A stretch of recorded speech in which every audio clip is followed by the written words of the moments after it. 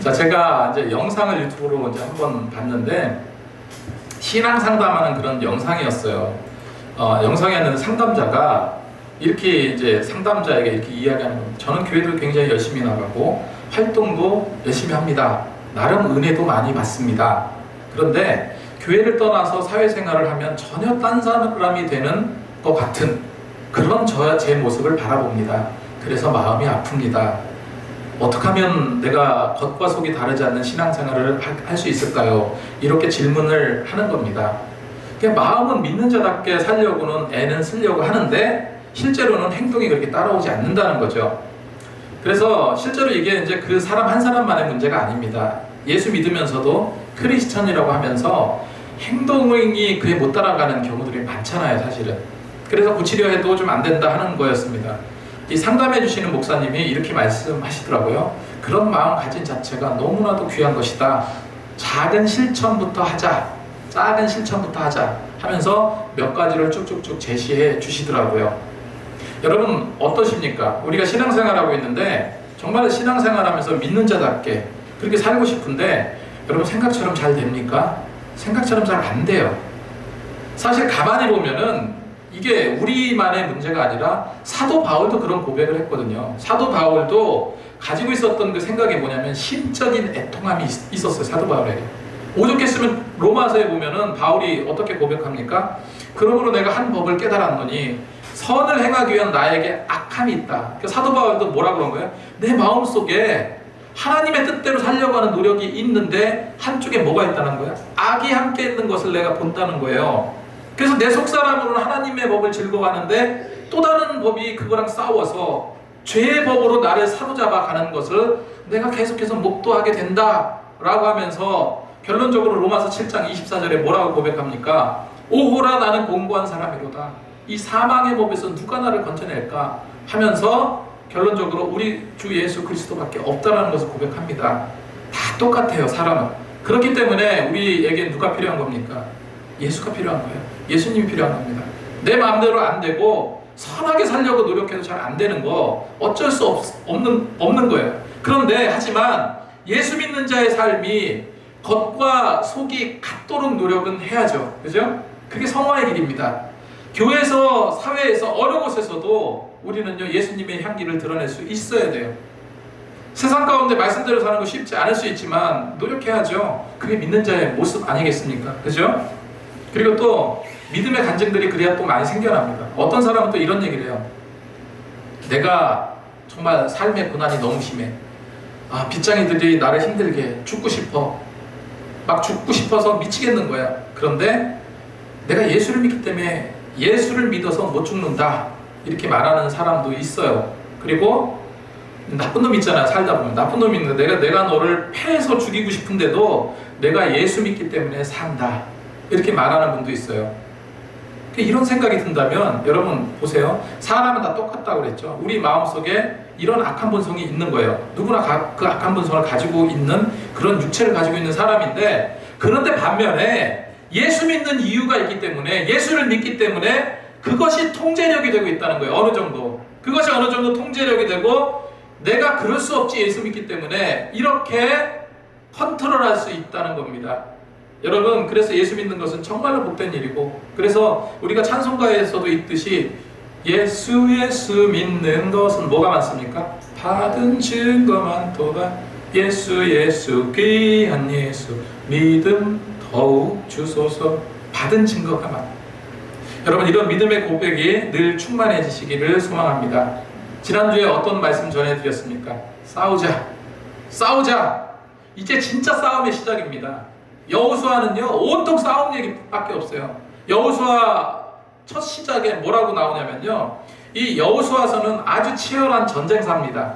전쟁사인데 이 시대를 살아가는 우리에게는 정말로 흠잡을 데 없는 주님의 자녀로 성장해 나가기 위한 치열한 전투와도 같아요. 악한 마귀 사단과 치열한 영적 전쟁의 본 모습을 보여주는 것이 오늘 말씀이에요. 여호수아서를 통해서 우리가 발견하고 적용할 것은 뭐냐면요, 지난주에 말씀드렸던 거 한번 생각해 보세요. 제가 이런 말씀드렸죠. 골리앗 같은 세상에 다윗 같은 믿음으로 이겨내자. 여호수아를 그런 관점으로 보시기 바랍니다. 이겨내는 싸움을 우리가 하는 거예요. 자, 여호수아 첫 장면의 첫 구절에 뭐가 나오냐면은 이스라엘의 지도자, 출애굽의 리더 모세가 죽었다로부터 시작이 됩니다. 모세가 죽었대요. 어느 나라든지 최고 통수권자가 죽거나 문제가 생긴 경우는 나라가 비상 상태로 돌입하게 됩니다. 제가 대학교 다닐 때 한참 공부하고 있는데 뉴스 속보가 떴어. 김일성이 죽었다라는 게 떴습니다. 당시 이제 김영삼 대통령과 만남을 며칠을 남겨뒀는데 갑작스럽게 죽었습니다. 그때 제 친구는 군대에 있었거든요. 때마침 휴가를 나왔어. 그래서 하루 얼굴 보자, 내일 만나자 그랬는데, 근데 그 친구가 갑자기 부대로 다시 복귀했습니다. 그 이유가 뭐냐면 김일성이 죽었기 때문에. 정말로 전쟁 나는 줄 알았대요 그때. 그리고 뭐 10몇 년 전에도 북한의 최고, 그러니까 북한을 종교 집단으로 만든 사람이 김정일입니다. 김정일이 죽었을 때도 말할 것도 없이 북한 주민들 어땠습니까? 이러다 남한과 미국이 쳐들어오는 거 아닌가, 심리적 공포에 사로잡혀 있었다고 하더라고요. 여러분, 국가 원수가 갑작스럽게 유고될 때 군인들은요 전시 상태가 돼버려요. 지금 이 상황이 그런 거예요. 지금 지도자 모세가 어떻게 됩니까? 요즘으로 말하면 임금과도 같고, 요즘으로 말하면 대통령과 같은 그 리더 모세가 죽었다고 나와요. 제일 처음에. 당연히 이스라엘 백성들은 갈피를 잡지 못하고 혼란 속에 빠졌습니다. 이런 위중한 때 하나님께서 뭐라고 말씀을 주십니까? 하나님께서 누구와 일하시느냐는 거예요. 하나님은요 사람과 일하세요. 사람을 통해서 당신 나라의 확장을 이루시는 분이 하나님이세요. 그래서 우리 교회에서 가장 중요한 요소가 뭐냐? 우리 기쁨의 교회가 성장해 나가고 부흥해 나가는 가장 근원이 뭐냐? 사람을 세우는 거예요. 사람을 세우는 거예요. 하나님은 먼저 사람을 세우기 원하십니다. 앞으로 우리 기쁨의 교회를 통해서 하나님께서 사람을 세워주실 것이고, 기쁨의 교회를 통해서 영적인 정복을 이루어 가실 겁니다. 하나님은 모세를 대신해서 사람을 세우셨어요. 다른 사람을 세우셨습니다. 여호수아를 그 후계자로 세우셨어요. 그렇게 세우시고 하나님은 여호수아에게 큰 사명 두 가지를 줬어요. 첫 번째 뭡니까? 가나안 땅을 정복하라. 정복의 사명을 주셨어요. 무슨 사명이요? 정복의 사명. 2절 말씀에 내 종 모세가 죽었으니 이제 너는 이 모든 백성과 더불어 일어나 이 요단을 건너 내가 그들 곧 이스라엘 자손에게 주는 그 땅으로 가라. 그 땅으로 가라. 그 땅으로 가라. 여러분, 주님께서 우리에게 주신, 이 시대에 우리에게 주신 메시지가 뭡니까? 그 땅으로 가는 거예요. 늘 우리에게 주님은 말씀하세요. 늘 전진하라. 늘 가라. 우리는 지금 완전문장하고 주님의 군사들이라고 그랬잖아요. 주님의 완전문장을 하고 믿음으로 복음으로 나가서 마귀사단과 싸워야 되는데 뭐 하라는 거예요? 하나님께서 뒤로 빼라고 하지 않고요. 전진하라, 가라. 우리는 정말 바짝 긴장해가지고 정말 주님의 그 참된 그 군사로서 이 일을 감당해야 됩니다. 두 번째로 여호수아에게 뭐를 줬습니까? 그 땅으로 가라. 그리고 또 한 얘기가 뭐예요? 너희 율법을 지켜라. 8절 말씀에 이 율법의 책을 내 입에서 떠나게 하지 말며 주야로 그것을 묵상하며 그 안에 기록된 대로 다 지켜 행하라. 그리하면 내 길이 평탄하게 될 것이고 내가 형통하리라. 하나님께서는요 이 물리적인 군사력으로 지금 전쟁하러 가는 겁니다. 그죠? 가나안 여리고선 전쟁하러 가는 길이에요. 물리적인 군사력으로 가나안 땅을 정복할 것이면 하나님께서 뭐라고 명령하셨을까요? 너네 군사훈련 그렇게 받아서 되겠냐? 너네 무기 더 견고하게 만들어야 된다. 군사훈련 이렇게 해라. 이렇게 지시하셨을 거예요. 근데 어찌 보면은 아무짝에도 쓸모 없을 것 같은, 싸우는데 무슨 율법이 필요합니까? 싸우는데 무슨 율법을 지키라는 말이 나와요. 그때 하나님 그렇게 말씀하셨거든요. 아무짝에 쓸 거 없을 것 같은 율법을 그냥 지키는 것도 아니고 힘써 지켜라. 가끔 우리는 엄청난 고통스러운 일을 당할 때 우리가 살아가는 것 자체가 고통이라고 말하는 분도 계신데 이 생각하고 저 생각하고 고민에 빠지잖아요. 답이 나오지 않아 전전긍긍합니다. 그런 고통의 시간이 오래오래 계속되고 지속되고 힘들어합니다. 그런데요, 하나님께서 그런 고통만 주시지 않더라고요. 가끔은 하나님은요 정말 생각지 않은 방식으로, 생각할 수 없는, 생각지 않은 방식으로 그 고통의 문제를 해결해 주시는 경우가 정말 있었어요. 제가 이거는 10번도 더 말씀드렸을 것 같아요. 정말 여러 번 말씀드렸지만 제가 부교육자로 섬길 때 개인적으로 정말 해결해야 될 심각한 문제가 있었어요. 그 일을 놓고 기도도 많이 하고 아무리 애써도 답이 안 나오는 거예요. 몇 달을 전전긍긍하고 이거 어떡할까 기도도 하면서 이거 해결될 수 있을까 막 이런 생각을 하면서 힘들어 했었습니다. 그런데요, 놀랍게도 하나님은 이 문제를요, 제가 계산을 딱 해보니까 딱 5초 만에 그 짧은 시간 안에 해결해 주셨어요. 그때가 어떤 때였냐면은 이제 담임 목사님이 해외에 나가셨습니다. 새벽에 제가 새벽 예배를 인도하러 이제 교회를 가는데 보통 4시 반에 이제 나가서 예배를 준비합니다. 예배 준비하는데 여기 이제 강대상이 있으면 강대상 바로 요 라인 여기에 제가 앉아서 기도를 해요. 기도를 하고 시계를 보면서 그래서 5시가 딱 되면 여기서 이제 여기 강당으로 올라와서 예배를 인도하는 거예요. 제가 계속 어찌할까 기도하고 그렇게 하고 있는데 한 명 이제 새벽 예배 드리시는 분들이 오시는 거예요. 그래서 자리에 앉았는데 시간이 딱 됐어. 근데 이 자리에 앉아서 이쪽으로 올라오는 시간이 5초도 안 걸립니다. 10m도 안 되는 그 거리, 그 짧은 거리 올라오는 그 순간에 응답받고 해결받았어요. 여러분, 어떻게 그것이 응답이 됐을까요? 어떻게 그것이 해결될 수 있었을까요? 하나님께서 제 마음을 바꾸셨어요. 제가 고집을 부렸던 그거를요 돌려버리셨어요. 그냥 확 돌려버리신 거예요. 그래서 여기서 올라올 때는 엄청나게 머리 아프고 힘들었는데 올라오는 순간에 해결이 돼서요 정말로 홀가분하고 기쁜 마음으로 말씀을 전할 수 있었습니다. 지금도 그게 너무나 신기하고 잊혀지지 않아요. 마음이 그냥 바꿔져 버린 거예요. 지금 이 말이 별거 아닐 수도 있다라고 생각할지 모르겠는데요, 제게는 두고두고 말씀드릴 수 있는 놀라운 신앙 간증이에요. 지금 가나안으로 진군하면서 치열하게 전쟁하는 상황에 전쟁 연습을 뒤로 하래요. 그거 아예 하지 마라. 뭐만 신경 쓰라고요? 율법을 지키라. 모세에게 명령한 그 율법을 지켜라. 이 시대에 드리는 이 예배도 마찬가지입니다. 예배 그까짓 거 매번 반복되는 거 한 번쯤 빠지면 어때? 생각해보면 예배는 매일 반복되잖아요. 매일 반복돼. 별다를 거 없는 것 같습니다. 근데 가만히 생각해보세요. 여러분, 하나님께서 기드온의 용사 10,000명이 넘는 기드온의 용사를요 줄여서 몇 명으로 만들었습니까? 300명을 만들었어요. 300명 최정예 요원 300명을 만들었습니다. 그러면은 최정예 요원 300명이면 이들은 싸움 잘해야 될 거 아니에요. 대단한 사람들 300용사 300명의 군사들. 그런데 어땠습니까? 미디안 군대와 싸우게 되는데요, 뭐 대단한 것 갖고 싸우지 않았습니다. 이들이 하는 전투는요 30바퀴였어요. 항아리를 준비했습니다. 횃불을 준비해라, 횃불 준비했어요. 나팔 준비해라, 나팔 준비했습니다. 항아리와 횃불과 나팔을 준비합니다. 그리고 밤에 적군 진영에 들어가서 횃불을 들고 항아리를 깨고 나팔을 불었어요. 이게 전부예요. 300용사가. 이게 별거 아닌 것 같은 행동이었지만요, 하나님께서는 뭘 주셨습니까? 그걸 통해서 승리를 주셨어요. 성경에 아무것도 아닌 일인 것 같은 것으로 승리를 주셨습니다. 우리가 드리는 예배 그와 같아요. 매번 똑같은 예배 같지만 매번 다른 영적으로 기적 같은 일들이 막 쏟아져서 구출돼서 나오는 그 시간이 사실은 예배 시간입니다. 얼마나 중요한지 몰라요. 예배 하나로 우리 삶이 왔다 갔다 할 수 있어요.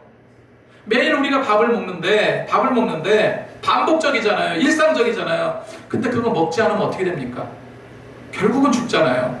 여러분, 예배 드리는 것이 그거예요. 예배 드리는 것은 영적 훈련이지만 무슨 총과 칼과 무기로 어떻게 다룰 거냐 이런 훈련이 아니라 경건에 이르는 쌓는 연습이고요, 뼛속까지 습관들이도록 훈련받는 훈련이에요. 말씀을 받아먹고, 하나님의 말씀을 받아먹고 이거를 내가 어떻게 소화시킬까, 이거를 내가 어떻게 적용할까, 이것을 염두에 두는 훈련입니다. 무엇보다 하나님께 거룩한 제사와 정성 드리는 몸과 마음의 훈련이 예배인 거예요. 전도하다 보면은 늘 하는 얘기, 예전에 정말 교회 열심히 다녔대요. 계속 듣는 얘기입니다. 예수님을 위해서 충성봉사 했대요. 그런데 지금 안 나간대요. 상처받았대요. 물론 어려움이 여러 가지 각각 다 틀리니까 뭐 정말로 그럴 이유들이 많이 있겠죠. 그리고 또 어떻게 얘기하냐면, 나는 교회는 안 나가는데 예수님이 구원자라는 사실을 믿습니다 그러는 거예요. 믿음은 뭐에 다니질 않는데. 여러분, 과거가 중요하지 않다는 게 아닙니다. 현재를 살아내는 거울이 되는 것이 과거예요. 하지만 과거는 그냥 과거입니다. 내 신앙이 무슨 면허증 따듯이 과거 언젠가 한번 따놓으면 끝나는 게 아니에요. 믿음은 생활이라고 그랬잖아요. 믿음 생활이 되지 않으면요, 그건 끊겨진 신앙이고요, 끊겨진 믿음이에요. 이거 복구해야 됩니다. 코로나 기간에 제가 아는 모 출판사 대표님이 부도가 났어요. 그래서 아버지 때부터 갖고 있던 출판사가 부도가 나서 다른 회사로 넘어갔습니다. 내가 아무리 10년 전에 빌딩이 여럿이 있고 재산이 많고, 근데 지금 부도 났다, 지금 돈 아무것도 없다, 그게 무슨 의미가 있습니까? 지금 가치가 중요한 거예요. 여러분, 지금 우리가 예배 드리는 이 순간 정말로 가치가 무엇인지 그걸 한번 생각해 보시기 바랍니다. 그래서 단단한 영적 무장, 단단한 영적 훈련, 반복적인 것 같은 이 예배 드림에서 기적이 나타납니다. 믿으시기 바랍니다. 하나님은요, 이스라엘 백성들에게 그리고 여호수아에게 뭐라고 말씀하셨냐면, 어떤 약속의 말씀을 주시냐면요, 너가 밟고 다니는, 발바닥으로 밟는 그곳을 다 내게 줄게. 여러분, 하나님께서 그 가나안 지역, 발바닥으로 밟고 다니는 그 지역 다 주셨습니까? 안 주셨습니까? 다 주셨죠. 그죠?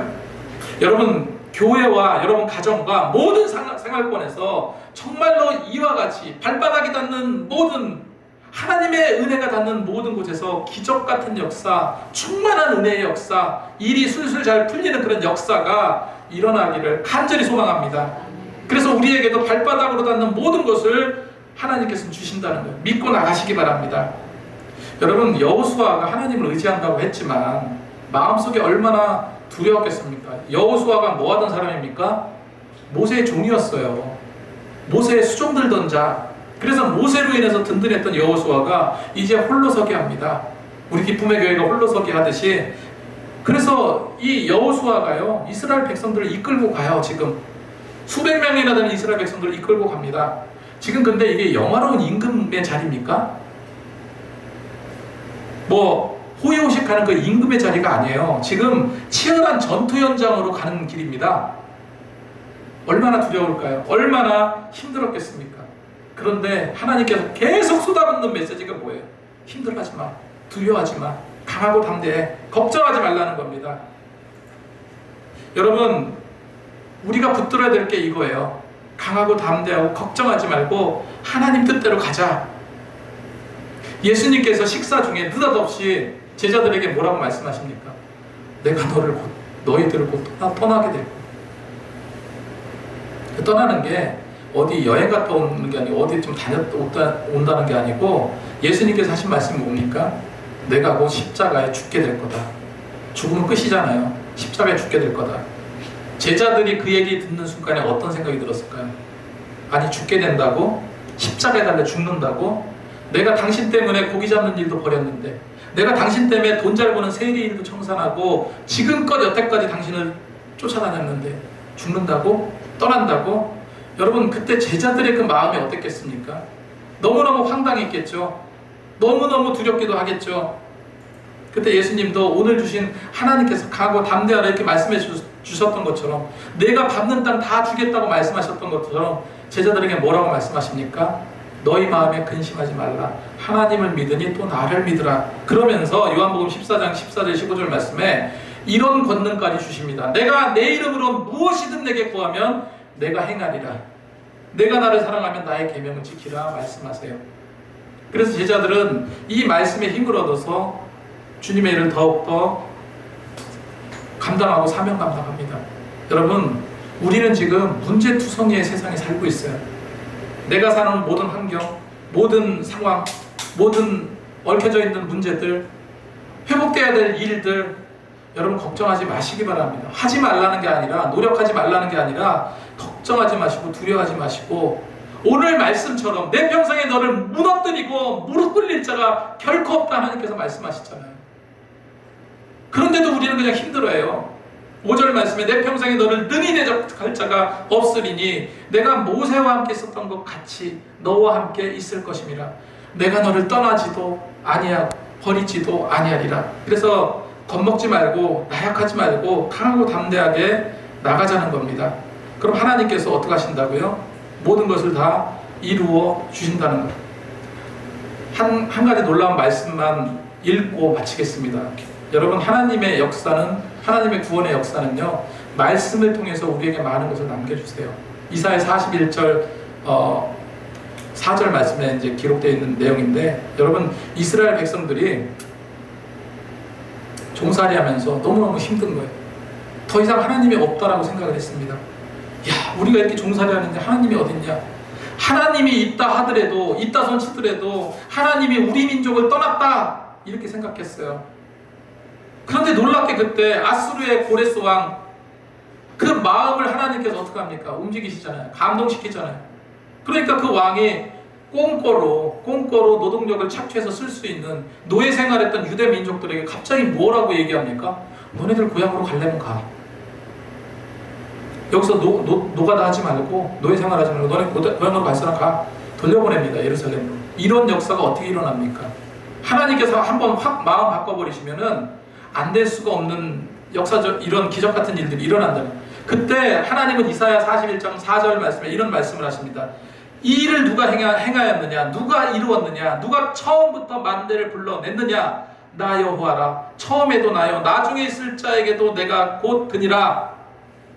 그래서 비록 죄악으로 너희가 잠깐 고난을 받고 있지만 결코 너를 버리지 않고 떠나지 아니하리라. 내가 택하고 실어버리지 아니하리라 약속하십니다. 그러면서 우리에게 너무나도 유명한 말씀, 너무너무 좋은 말씀, 이 말씀을 우리에게 주십니다. 이사야 41장 10절 말씀. 두려워하지 말라. 내가 너와 함께함이라.